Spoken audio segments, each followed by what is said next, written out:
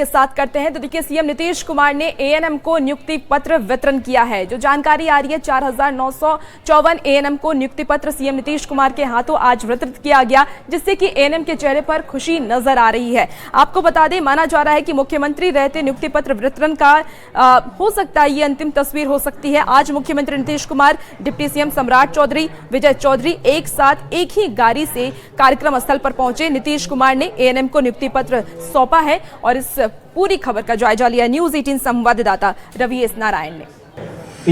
आज की तस्वीर बेहद खास है और खास इस मामले में कि माना जा रहा है कि यह तस्वीर मुख्यमंत्री नीतीश कुमार के मुख्यमंत्री रहते हुए सबसे अंतिम और सबसे खास तस्वीर बन सकती है। ये जो तमाम जो बच्चियां आप देख रहे हैं, ये बड़े संख्या में एएनएम के रूप में जो है वो इनको नौकरी मिली है और नियुक्ति पत्र जो इनके हाथों में देख रहे हैं, मुख्यमंत्री नीतीश कुमार ने आज तमाम इन एएनएम को अपने हाथों से नियुक्ति पत्र जो है वो सौंपा है। और आज के दिन आपको बता दें कि 4954 एएनएम जो है वो एएनएम को नियुक्ति पत्र सौंपा जा रहा है। और यह बेहद खास एक तस्वीर है, क्योंकि पूरे 5 साल में नीतीश कुमार ने जिस तरह से कहा है कि 1 करोड़ नौकरियां देंगे, और उसमें यह तस्वीर सबसे बड़ी मानी जा रही है। और हम उन लोगों से बात करते हैं जिसने नीतीश कुमार जी ने नियुक्ति पत्र सौंपा। कैसा वक्त है, कितना बहुत खुशी का वक्त है सर, क्योंकि हम लोग के लिए एकदम गौरवान्वित वाला माहौल है कि हम लोग नीतीश कुमार को कभी नहीं देख पाए थे, तो ये मौका है कि हम लोग पहली बार उनको ऐसे सामने से देखे हैं, तो ये बहुत खुशी का दिन है। कितना इसके लिए मेहनत आपने की? बहुत ज्यादा सर, मेहनत तो हर चीज में मेहनत लगती है, तो हमारे लिए ये भी मेहनत का फल है। मेरे हस्बैंड एक हेल्पर है सर। एएनएम का जो मिला है नियुक्ति पत्र, कितनी बहुत सर, बहुत उनको बहुत ही गौरव फील हो रहा है सर। जी सर। नियुक्ति वितरण तो ये देखिए, यहाँ पे जो उन तमाम जो एएनएम की छात्राएं हैं जिनको आज नियुक्ति पत्र मिला है, वो गौरवान्वित महसूस कर रहे हैं कि मुख्यमंत्री के हाथों से ये नियुक्ति पत्र जो है वो मिला है। और यहाँ पे वे तमाम लोग जो अब तक मेहनत कर रहे थे, उनके हाथों में नौकरी का पत्र मिलना बड़े गर्व का विषय माना है। कैमरा पर्सन संत के साथ रवि एस नारायण, न्यूज़ 18 पटना। और देखिए, सियासी गलियारे से इस वक्त की एक बड़ी खबर सामने आ रही है। सीएम नीतीश कुमार को लेकर के इस वक्त की ये बड़ी खबर है। बताया जा रहा है कि कल 1:20 पर CM Nitish Kumar air India की फ्लाइट से दिल्ली जाएंगे और शुक्रवार को राज्यसभा की सदस्यता ग्रहण करेंगे। तो इस वक्त की आपको ये बड़ी खबर बता रहे हैं सियासी गलियारे से। सीएम नीतीश कुमार अब दिल्ली का रुख करने वाले हैं। राज्यसभा की सदस्यता वो शुक्रवार को ग्रहण कर लेंगे। तो इस वक्त की ये बड़ी खबर सामने आ रही है।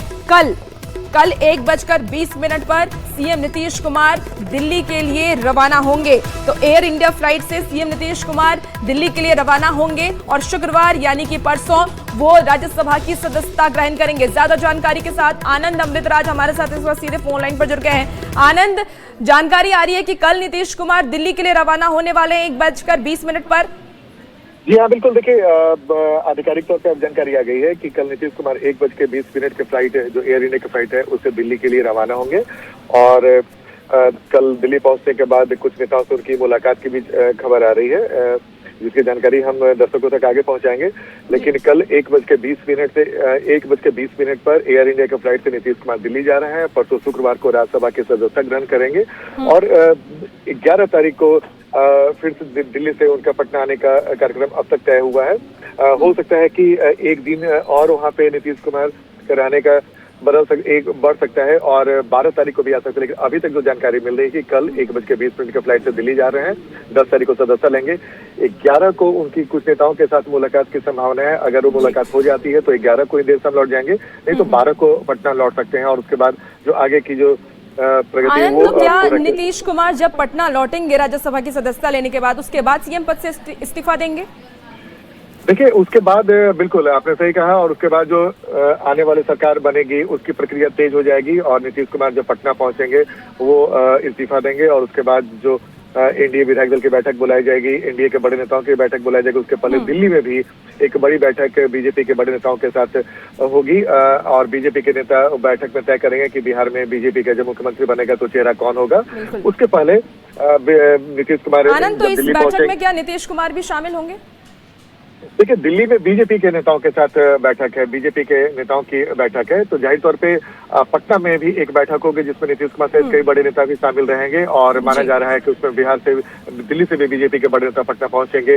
और एक एनडीए की जब बैठक होगी तो उसमें जब घोषणा की बात हो रही है कि भाई बिहार का मुख्यमंत्री कौन होगा, तो खबर ये आ रही है कि नीतीश कुमार उसकी घोषणा कर सकते हैं उस बैठक के बाद, जो नाम तय होगा। तो जाहिर तौर पे ये बेहद महत्वपूर्ण है और कल 1:20 पर नीतीश कुमार दिल्ली जा रहे हैं और ये तय हो चुका है और 10 तारीख को राज्यसभा सदस्यता ग्रहण करेंगे। बिल्कुल आनंद, आप इस पूरे कार्यक्रम पर नजर बना के रखिए, अपडेट आपसे लेंगे। बहुत शुक्रिया जानकारी के लिए। और देखिए, खगड़िया से आपको इस वक्त की एक बड़ी खबर बताया है, जहां दरोगा ने सुसाइड किया है, सर्विस रिवॉल्वर से उसने सुसाइड किया। इस वक्त की एक बड़ी खबर आ रही है, कौशल कुमार ने खुद को गोली मारी है। खगड़िया लाया गया है दरोगा का शव, तो शव देखते ही परिवार में कोहराम मच गया। पत्नी पर कई गंभीर आरोप लग रहे हैं, जो कौशल कुमार है उनके परिवारजन कई गंभीर आरोप उनकी पत्नी पर लगाते नजर आ रहे हैं। दरोगा को लगातार टॉर्चर करने का आरोप है, वैशाली जिले में दरोगा के पद पर तैनात थे। तो इस वक्त की आपको ये बड़ी खबर खगड़िया से बताएं, जहां दरोगा ने सुसाइड किया है, सर्विस रिवॉल्वर से खुद को गोली मारी है। कौशल कुमार ने खुद को गोली मारी, खगड़िया उनका शव लाया गया। शव देखते ही परिवार में कोहराम मच गया। मेरा छोटा भाई था, सब इंस्पेक्टर वैशाली में पोस्टेड था।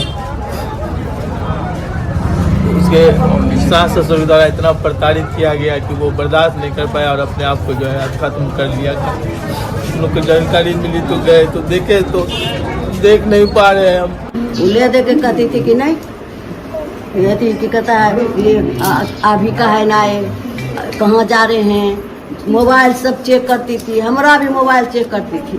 मतलब तो हमारा मोबाइल कथी चेक करे छो, तो नहीं केकरो से बात करे छो। उसका मम्मी हर जाए था, मम्मी इतना बदमाश थी ना, वही गई है इतना अथी हुआ है। सोचती है कि हम अपना अथी में कर रहे, माँ बाप से कोई मतलब नहीं रहे। हमको कहे ना, उसकी माँ हमको भगवा दिया। कल परसों रात में कहा कि तुम अपना मम्मी को देखिए, राज्य से आपको इस वक्त की एक बड़ी खबर बताते हैं, जहां सारंडा जंगल में एक जवान की मौत हुई है। बारिश आंधी तूफान का दंश देखने को मिला है। सीआरपीएफ कोबरा बटालियन में इनकी मौत हो गई है। पेड़ गिरने से जवान की मौत हुई है। रांची अस्पताल फिलहाल लाया गया है। हालांकि जब वो अस्पताल पहुंचे तो डॉक्टरों ने उन्हें मृत घोषित कर दिया। नक्सल अभियान के दौरान पेड़ गिरा है। इस वक्त की आपको ये बड़ी खबर बता रहे हैं, बारिश और आंधी तूफान का दंश एक बार फिर देखने को मिला, जहां सारंडा जंगल में जवान की मौत हो गई।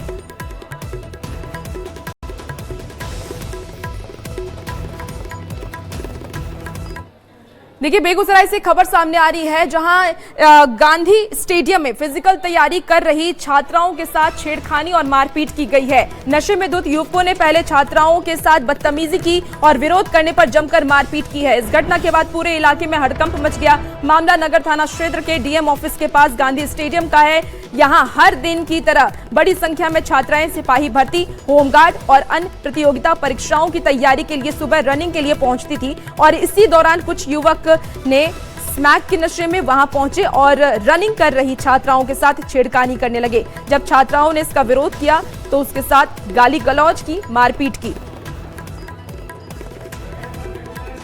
तो आपको ये बेगूसराय से खबर बता रहे हैं, जहां गांधी स्टेडियम में फिजिकल तैयारी कर रही छात्राओं के साथ छेड़खानी और मारपीट की गई है। नशे के धुत में युवकों ने छात्राओं के साथ बदतमीजी की है और विरोध करने पर जमकर उनके साथ मारपीट की। इस पूरे घटना के बाद इलाके में हड़कंप मच गया। बता दें आपको कि मामला नगर थाना क्षेत्र के डीएम ऑफिस के पास गांधी स्टेडियम का बताया जा रहा है। यहां हर दिन की तरह बड़ी संख्या में छात्राएं सिपाही भर्ती, होमगार्ड और अन्य प्रतियोगिता की प्रिपरेशन करने के लिए, तैयारी करने के लिए, रनिंग करने के लिए वहां पर पहुंचती थी और इस दौरान उनके साथ ये बदतमीजी की गई है, उनके साथ मारपीट की गई, छेड़खानी की गई, गाली गलौज की गई। ज्यादा जानकारी के साथ न्यूज 18 संवाददाता संतोष हमारे साथ सीधे फोन लाइन पर जुड़ गए हैं। संतोष, छात्राओं के साथ बदतमीजी की गई है, क्या उन युवकों की पहचान हो पाई है कि कौन वो युवक थे? जी बिल्कुल, देखिए सबसे पहले मैं आपको ये बता दूं, क्योंकि जो ये मामला सामने आया है उसमें कहीं न कहीं जो है पुलिस और स्थानीय प्रशासन पर एक बड़ा सवाल खड़ा हो रहा है जी। क्योंकि जो आरोप लगाए जा रहे हैं उसमें स्मैक और अन्य नशा के जो शिकार युवक हैं उन्हीं के द्वारा इस घटना को अंजाम दिया गया है। हालांकि पुलिस ये बता रही है और जो वहाँ के लोग हैं वो कह रहे हैं कि जितने भी युवक थे, क्योंकि एक दिन की ये उनकी हरकत नहीं थी, वो प्रत्येक दिन ऐसा हरकत करते थे, तो कहीं ना कहीं उनकी पहचान हो चुकी है, लेकिन अभी तक उनकी गिरफ्तारी नहीं हो सकी है। पुलिस इसके लिए जो है कार्रवाई कर रही है और पुलिस का दावा है कि जल्द ही उन्हें गिरफ्तार कर लिया जाएगा। लेकिन संतोष, क्योंकि जो जानकारी आ रही है, डीएम ऑफिस के पास ये गांधी स्टेडियम था जहां पर छात्राएं प्रैक्टिस करने के लिए, रनिंग करने के लिए पहुंचती थी और वहां पर ये युवक नशे में रहते थे और उन्होंने छेड़खानी की है, तो क्या अब पुलिस के क्योंकि वो पुलिस का एरिया है, इसके बावजूद उनके साथ छेड़खानी की गई, क्या लगता है लॉ एंड ऑर्डर का डर खत्म हो चुका है? बिल्कुल, जब ऐसे मामले सामने आएंगे तो कहीं न कहीं ये एक बड़ा सवाल जरूर खड़ा होगा। और जैसा आपने कहा कि डीएम ऑफिस के ठीक सामने, क्योंकि सड़क के इस पार समाहरणालय है और जो है डीएम का ऑफिस है, और एक सड़क के उस पार जो है गांधी स्टेडियम है। और मैं आपको ये भी बता दूं कि शहर का एकमात्र ऐसा स्टेडियम है जहां पर की मॉर्निंग वॉक में भी जो लोग जाते हैं, महिलाएं जाते हैं, पुरुष जाते हैं, और जो जितने भी अभ्यर्थी हैं, जो होमगार्ड की बहाली हो या सिपाही की बहाली हो या अन्य जो तैयारियां हैं, उसके लिए वो गांधी स्टेडियम का ही उपयोग करते हैं। तो कहीं न कहीं वहां पर सुरक्षा भी होनी चाहिए।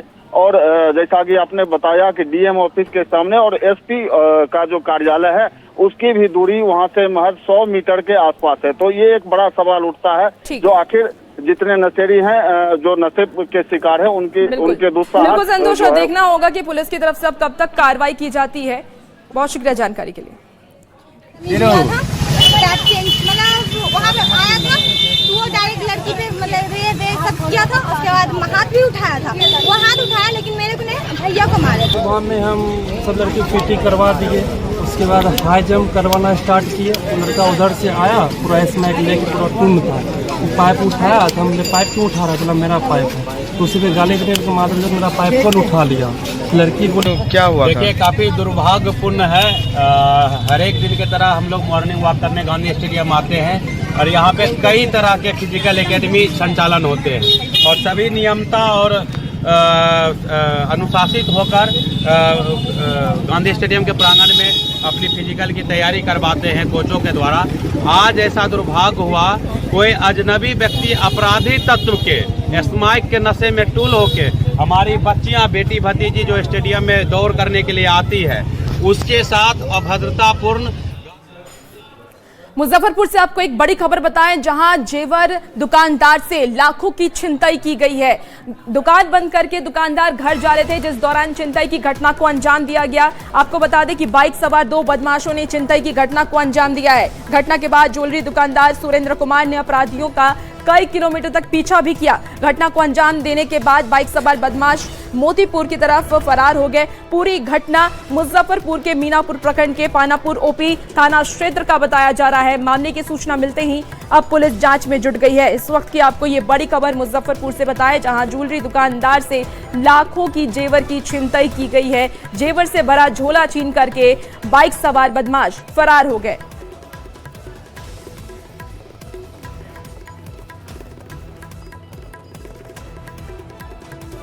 घटना दुकान से चले हैं 7 बज के कुछ मिनट में, 7 बज के बाद चले हैं। अच्छा। और यहाँ इसमें क्रॉस किए, यहाँ हम क्रॉस किए हैं और आगे से जाके जो है दाहिना साइड से आकर बैग उठा लिया। अच्छा, लगभग गाली भी दिए जी। कितना की संख्या में अपराधी था? 2 आदमी था मात्र, हम 2 आदमी को देखे हैं, लेकिन और पीछे भी गाड़ी, अब वो लोकल था कि अपराधी था हम नहीं बता करके जा रहे थे जी सर। उसमें घटना हुई है, टंकी पे चांदी का जेवर रख के जा रहे थे, उसमें घटना हो गई है, उनके साथ लेके गया है, वैसे लोग जांच कर रहे हैं। क्या कुछ सर अद्यतन जानकारी सर क्या मिला है? बस अद्यतन जानकारी अभी तक यही है कि मोतीपुर की तरफ भागा, मोटरसाइकिल से 2 लोग थे जी। जांच चल रही है। जांच चल रही है। और औरंगाबाद में न्यूज 18 की खबर का असर हुआ है, जहां सदर अस्पताल में जन्म और मृत्यु प्रमाण पत्र अवैध वसूली के साथ बनाई जा रही थी।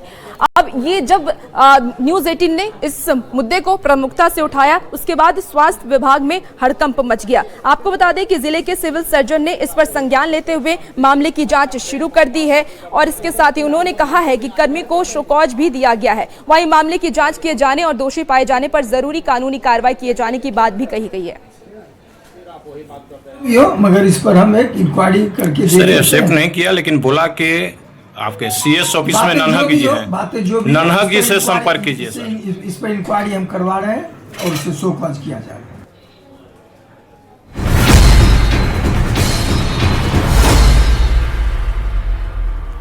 चलिए बिहार के सियासी गलियारे का खबर एक बार फिर से इसका रुख कर लेते हैं। देखिए सीएम नीतीश कुमार को लेकर के कई अपडेट्स सामने आ रहे हैं। सीएम नीतीश कुमार जो बैठक करने वाले थे कैबिनेट के साथ, वो बैठक फिलहाल टल गई है। इस वक्त की आपको ये बड़ी खबर बता रहे हैं और इसे लेकर के राजनीति में एक बार फिर से हलचल तेज हो गई है। आज होने वाली नीतीश कैबिनेट की बैठक फिलहाल टल गई। सूत्रों की मिल रही जानकारी के मुताबिक पटना लौटने के बाद नीतीश कुमार कैबिनेट की आखिरी बैठक करेंगे और इस मीटिंग के तुरंत बाद मुख्यमंत्री पद से अपना इस्तीफा सौंप सकते हैं। खबरों की माने तो 14 अप्रैल के बाद बिहार में नई सरकार का गठन हो सकता है और अगले कुछ दिन बिहार की राजनीति के लिए बहुत ही क्रिटिकल होने वाला है। तो नीतीश कुमार अब केंद्र की राजनीति में सक्रिय होने वाले हैं और फिर बिहार की कमान किसके हाथ में होगी, ये एक बड़ा सवाल है। क्या सीएम नीतीश कुमार के रहते मुख्यमंत्री की घोषणा की जाएगी, ये देखने वाली बात होगी। हालांकि आपको बता दें कि जल संसाधन मंत्री विजय चौधरी ने कहा है कि नीतीश कुमार कल दिल्ली जाएंगे, शुक्रवार को राज्यसभा की सदस्यता लेंगे। उन्होंने ये भी कहा कि राज्यसभा की सदस्यता लेने के बाद नीतीश कुमार सीएम के पद से इस्तीफा देंगे। इस्तीफा देने के लिए कैबिनेट की बैठक करने की कोई बाध्यता नहीं है। मंत्री विजय चौधरी ने कहा है कि कोई भी काम शुभ समय पर होता है और शुभ मुहूर्त पर ही नीतीश कुमार भी राज्यसभा की इस्तीफा लेने वाले हैं, माफ कीजिएगा, राज्यसभा की सदस्यता ग्रहण करने वाले हैं और मुख्यमंत्री पद से इस्तीफा देंगे। सर कल नीतीश जी जा रहे हैं दिल्ली और परसों राज्यसभा की सदस्यता लेंगे सर। बिल्कुल, वो राज्यसभा के सदस्य निर्वाचित हुए हैं तो कल जाएंगे। परसों से वहाँ पर जो रिक्ति होगी उसके विरुद्ध उन्हें शपथ लेना है। ये तो एक तरह से आवश्यक संवैधानिक प्रक्रिया है, उसका पालन होना चाहिए। और ये अलग बात है कि उनका जाना किसी को अच्छा नहीं लगा, पूरे बिहार को अच्छा नहीं लगा, लेकिन ये उनका खुद का फैसला था, इसलिए स्वाभाविक रूप से सभी लोग उसको मान लिए। तो इस्तीफे के बाद नई सरकार का गठन कब तक होने की संभावना है, कुछ जानकारी? नहीं, ये तो मेरे न जानकारी की बात है न मेरे दायरे की बात है। ये तो वो जब छोड़ देंगे पद, रिक्ति होगी, तब एनडीए की बैठक होगी और स्वाभाविक रूप से चूंकि भाजपा सबसे बड़ी पार्टी है तो इसमें लीड लेके निर्णय वही लोग करेंगे। हम लोग तो साथ एनडीए की बैठक करके उसमें जो फैसला होगा लागू होगा। मतलब कैबिनेट की बैठक की बाध्यता नहीं है सर कि उसमें कैबिनेट की बैठक करें तब इस्तीफा दें? बिल्कुल बाध्यता नहीं है, वो इस्तीफा देंगे और राज्यपाल स्वीकार कर लेंगे तो कैबिनेट स्वयं भंग हो जाएगी। सर खरवास के बाद एक नई सरकार दिख सकती है, मतलब आपको उम्मीद है? तो अगर मुख्यमंत्री इस्तीफा दे देते हैं जैसा आप बता रहे थे तो सरकार तो नहीं बनेगी ना, और सरकार नहीं बनती है तो स्वाभाविक रूप से अच्छी तिथि, अच्छा दिन देख के ही बनता है। तो विजय चौधरी जी ने बहुत इशारों में तमाम बातें बता दी कि नीतीश कुमार इस्तीफा देंगे और कैबिनेट के बैठक की भी बाध्यता नहीं है, इसकी भी जानकारी उन्होंने इशारों में दे दी और उन्होंने माना कि अच्छे दिन में नई सरकार बनेगी, जिसके बारे में चर्चा है। खरवास के बाद नई सरकार का गठन हो सकता है। कैमरामैन दीपक के साथ आनंद अमृतराज, न्यूज 18 नेटवर्क, पटना। देखिए बिहार में सियासी हलचल के बीच जेडीयू के मुख्य प्रवक्ता नीरज कुमार ने एक पोस्टर लगाया है और इस पोस्टर में नीरज कुमार ने नीतीश कुमार और निशांत कुमार का फोटो लगाया है। इसके साथ ही कुछ शब्द भी लिखा है और ये शब्द बेहद ही दिलचस्प है। नीरज कुमार ने अपने अंदाज में इसका मतलब भी समझाया है। क्या कुछ नीरज कुमार ने कहा है, चलिए आपको दिखाते हैं। जेडीयू के मुख्य प्रवक्ता नीरज कुमार एक बार फिर से चर्चा में, और चर्चा की वजह बनी है ये पोस्टर जो उन्होंने अपने घर पे लगाया। और इस पोस्टर को देखिए, इसमें नीतीश कुमार की तस्वीर और निशांत कुमार की तस्वीर और कुछ लाइनें लिखी हुई हैं। इस लाइन के मतलब क्या है तो नीरज कुमार ही बताएंगे।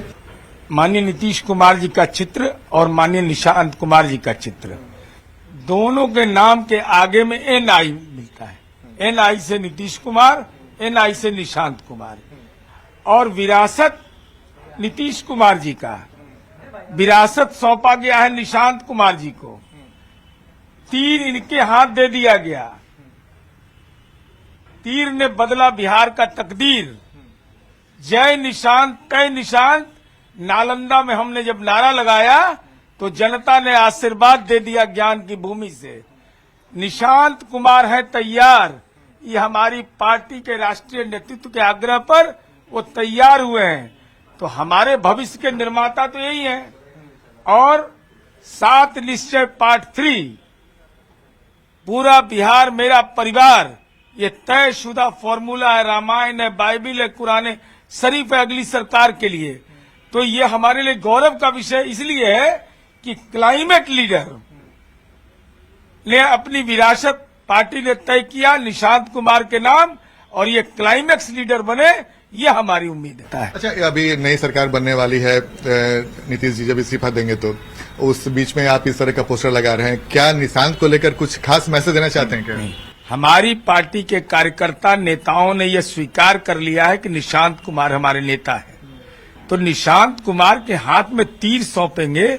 एक संदेशा है यह कि निशांत कुमार के नेतृत्व को कबूल किए हैं, उनको क्लाइमेक्स लीडर बनाना है।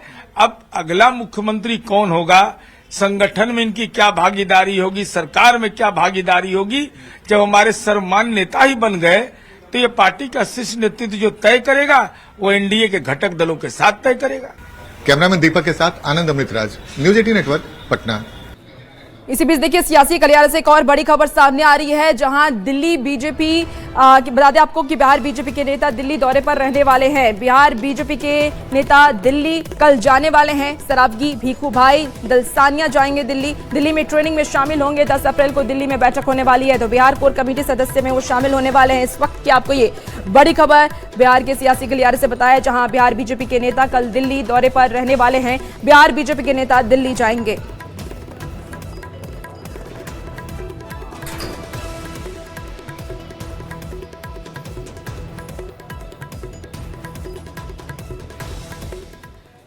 चलिए अब बात कर लेते हैं पश्चिम एशिया की, जहां मिडिल ईस्ट का युद्ध जारी है और युद्ध 1 महीने से चल रहा है। लेकिन 1 महीने के बाद अब डोनाल्ड ट्रंप ने एक नया रुख अपना लिया है। आपको बता दें कि अमेरिका के राष्ट्रपति डोनाल्ड ट्रंप ने अचानक सीज फायर का ऐलान कर दिया। खास बात यह है कि ये घोषणा उस डेडलाइन के खत्म होने से महज 1.5 घंटे पहले की गई, जो अमेरिका ने ईरान को दी थी। ट्रंप ने अपने social media platform truth social पर पोस्ट कर ये बताया है कि दोनों देशों के बीच 2 हफ्ते के लिए सीज फायर का ऐलान कर दिया गया है। हालांकि ये कोई बिना शर्त समझौता नहीं है, इसके साथ एक बेहद अहम शर्त भी जुड़ी हुई है।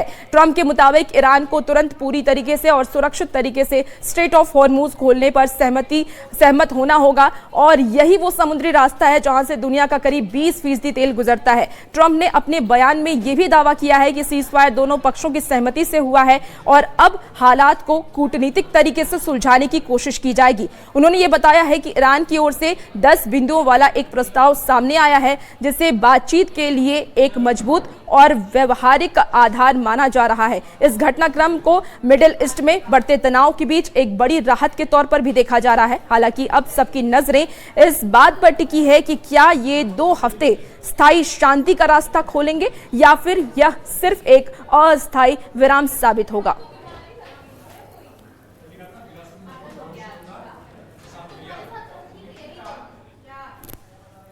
तो देखिए, पश्चिम एशिया में जारी युद्ध के बीच 2 हफ्ते के सीज फायर का ऐलान हो गया है। खबर है कि अमेरिका, ईरान, इजराइल और लेबनान चारों देश सशस्त्र सीज फायर के लिए तैयार हो गए हैं, और इस बीच अमेरिका और ईरान के बड़े दावे सामने आए हैं। खबरों के मुताबिक जहां अमेरिका ने सीज फायर के लिए ईरान को 10 शर्तें मानने का दावा किया है, तो वहीं ईरान की तरफ से भी अगले 2 हफ्ते सीज फायर का दावा किया गया है। शर्तों के मुताबिक अमेरिका 2 हफ्तों तक ईरान पर कोई हमला नहीं करेगा। वहीं ईरान ने इसे जंग में ऐतिहासिक जीत करार दिया है। युद्ध विराम के लिए जहां अमेरिका ने ईरान के साथ बातचीत जारी होने का दावा किया, तो वहीं ईरान ने 10 अप्रैल से बातचीत होने का दावा किया है। आपको बता दें कि अमेरिका ने यहां ईरान के साथ सभी विवादित मुद्दों पर सहमति का दावा किया, तो वहीं ईरान ने अगले 2 हफ्तों तक हॉर्मुज स्ट्रेट से जहाजों की आवाजाही से रोक हटाई है। अमेरिका का ये कहना है कि युद्ध विराम में दोनों देश के बीच बातचीत लगातार जारी है। वहीं ईरान का ये दावा है कि वो भी युद्ध विराम के लिए सहमत हैं। आपको बता दें, इसी बीच एक और बड़ी खबर सामने आ रही है सीज फायर को लेकर के। न्यूयॉर्क टाइम्स की रिपोर्ट के मुताबिक ईरान ने 2 हफ्तों के सीज फायर प्रपोजल को स्वीकार कर लिया है। रिपोर्ट में यह दावा किया गया है कि ईरान के सुप्रीम लीडर मुज्तबा खामेनेई ने इस सीज फायर को अपनी मंजूरी दे दी है। इस्लामिक रिपब्लिक की सुप्रीम नेशनल सिक्योरिटी काउंसिल ने 2 हफ्ते के सीज फायर का जिक्र करते हुए एक बयान भी जारी किया। बयान में कहा गया है कि समझौते की डिटेल्स को फाइनल करने के लिए शुक्रवार से बातचीत शुरू होगी। इसका मकसद अमेरिका के साथ होने वाले समझौते की शर्तों को ज्यादा से ज्यादा 15 दिनों के भीतर अंतिम रूप देना होगा। ईरानी नेशनल सिक्योरिटी काउंसिल ने यह भी साफ किया है कि समझौते में हॉर्मुज स्ट्रेट से गुजरने को लेकर के नियम तय किए गए हैं, जिनका पालन ईरानी सेना के साथ कोऑर्डिनेशन से किया जाएगा। इसी बीच देखिए एक और ये बड़ी खबर सामने आ रही है सीज फायर को लेकर के। इस वक्त की आपको एक बड़ी खबर बताएं, जहां सीज फायर के बाद ईरान में जश्न का माहौल है, तेहरान की सड़कों पर जश्न का माहौल है। इस वक्त की आपको ये बड़ी खबर बता रहे हैं, सीज फायर के ऐलान को ईरान अब विक्ट्री बता रहे हैं। तो बड़ी खबर आपको बता दें, सीज फायर को लेकर के ईरान में जश्न का माहौल देखा जा रहा है। सीज फायर के ऐलान के बाद ईरान इसे विक्ट्री बता रहे हैं। हॉर्मुज स्ट्रेट को लेकर के भी इस वक्त एक और आपको बड़ी खबर बताएं, लेकिन फिलहाल देखिए ईरान में जश्न का माहौल है, किस तरीके से लोग जश्न मनाते नजर आ रहे हैं। सीज फायर के ऐलान के बाद ये जश्न का माहौल ईरान में देखा जा रहा है। लोग सड़कों पर उतरे हैं, झंडा लहराते हुए नजर आ रहे हैं और ईरान में जश्न का माहौल आप देख पा रहे हैं। और हॉर्मुज स्ट्रेट को लेकर के इस वक्त की एक और बड़ी खबर सामने आ रही है। देखिए सीज फायर के बाद इस वक्त की एक और बड़ी खबर का रुख कर लेते हैं, जहां हॉर्मुज स्ट्रेट को व्हाइट हाउस का एक बड़ा दावा किया गया है। व्हाइट हाउस ट्रम्प ने हॉर्मुज स्ट्रेट खुलवा दिया, इस वक्त की आपको एक बड़ी खबर बता रहे हैं। और ये देखिए एक्स पर पोस्ट भी किया गया है व्हाइट हाउस को लेकर के, ये बड़ा दावा किया गया। ये अमेरिका की बड़ी जीत है। व्हाइट हाउस सिर्फ 38 दिनों में सैन्य लक्ष्य हासिल किया। तो इस वक्त की आपको एक बड़ी खबर बता रहे हैं, हॉर्मुज स्ट्रेट को लेकर के व्हाइट हाउस का बड़ा दावा।